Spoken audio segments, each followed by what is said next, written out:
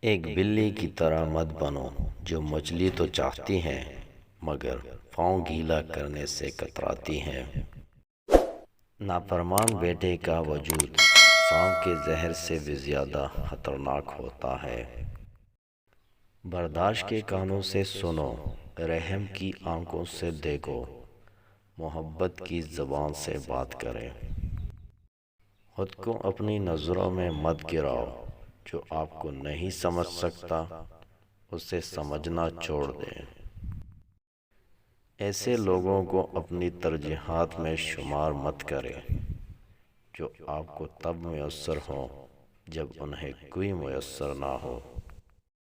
ایک اچھی ماں سینکڑوں اسکول ماسٹر کے برابر ہوتی ہے۔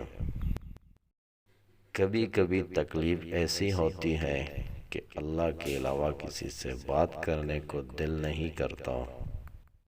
منزل پر پہنچنا ہو تو کانٹوں سے کبھی مت گھبرانا، کیونکہ کانٹے قدموں کی رفتار بڑھا دیتے ہیں۔ جو انسان جتنا خاموش رہتا ہے وہ اپنی عزت کو اتنا ہی محفوظ رکھتا ہے۔ میں ایسے رشتوں کو نہیں مانتا جو دکھ در میں سہارا دینے کے لیے تو غائب ہوں مگر تانے دینے کے لیے حاضر ہو جائیں۔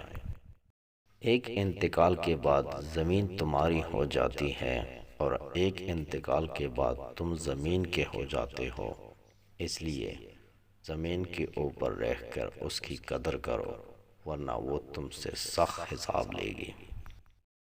صبر کرنا اور قدر کرنا نصیب والوں کے حصے میں آتا ہے۔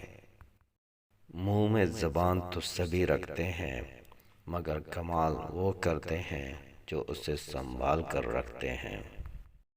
جو دو گے وہی لوٹ کر آئے گا، چاہے وہ عزت ہو یا دھوکہ۔